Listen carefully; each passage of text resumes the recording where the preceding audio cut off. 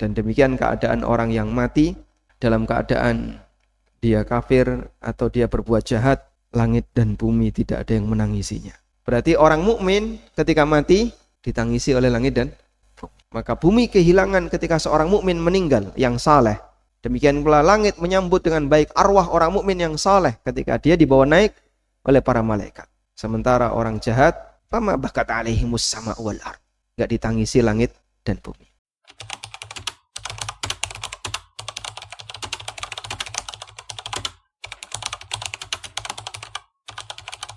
Assalamualaikum warahmatullahi wabarakatuh. Fama bakat alaihimus sama wal ardu wa ma kanu mundorin.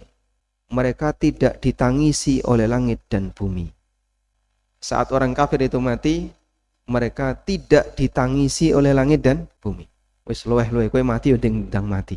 Itu teks dalam Al-Qur'an menceritakan tentang kematian Firaun. Waktu Firaun itu ditenggelamkan oleh Allah bersama pasukannya, Allah Subhanahu wa taala mengatakan, "Kam taraku min jannatin wa uyun wa zuru'in wa maqamin karim wa na'matin kanu fiha fakihin." Mereka meninggalkan kebun dan mata air. Di Mesir banyak kebun.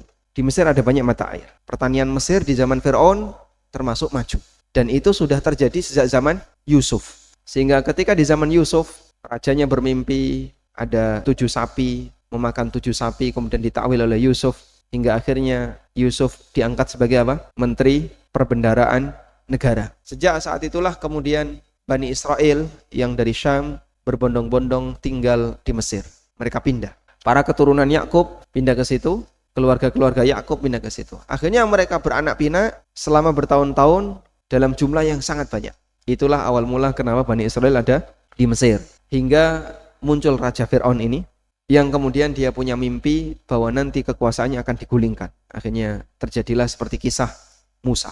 Kemudian setelah Bani Israel diajak oleh Musa untuk keluar dari Mesir dan mereka berhasil menyeberangi lautan yang telah dibelah, Fir'aun mengejar bersama pasukannya.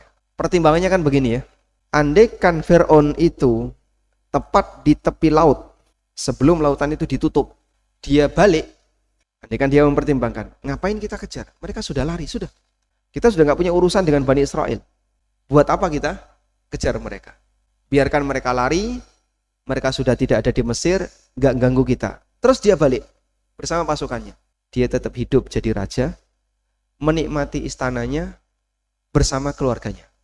Dia masih bisa menikmati kebun yang mereka punya, menikmati mata air yang mereka punya, wa zuru'in wa maqamin karim, aneka hasil pertanian dan kedudukan yang tinggi yang mereka punya, tetap jadi raja, tetap jadi menteri.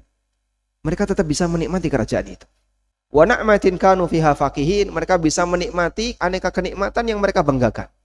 Tapi cara Allah Subhanahu wa taala memusnahkan Fir'aun, kerajaannya dibuat utuh, isinya yang dihilangkan.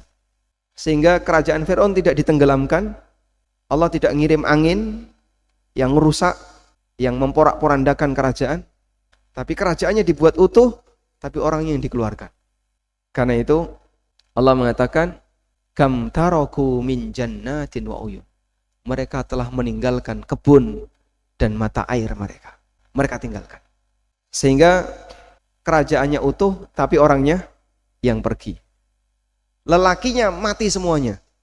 Yang berada di Mesir tinggal para wanita dan orang-orang lemah yang tidak ikut jihad. Lelakinya habis. Al-jaza min jinsil amal. Dulu Fir'aun menghabisi lelaki mukmin, bayi-bayinya dibantai, maka hasil akhirnya seluruh lelaki Fir'aun mati, ditenggelamkan dan tinggal wanita.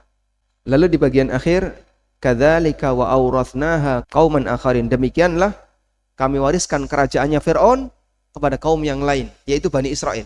Selesai mereka ditenggelamkan, Nabi Musa dalam sebagian riwayat mengutus Yusha bin Nun bersama pasukan untuk balik ke Mesir.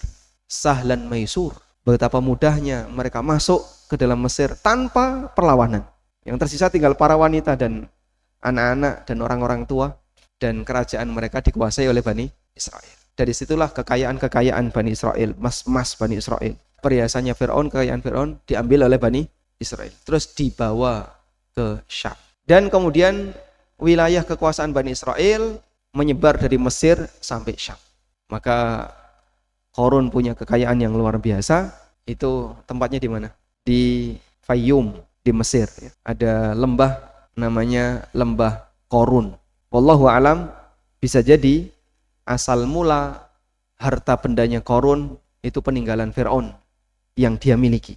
Entah bagaimana caranya sehingga dia punya harta perbendaharaan yang banyak sekali yang kemudian ditenggelamkan oleh Allah dan katanya jadi danau. Makanya danau itu disebut dengan Wadi Qarun, lembah Qarun.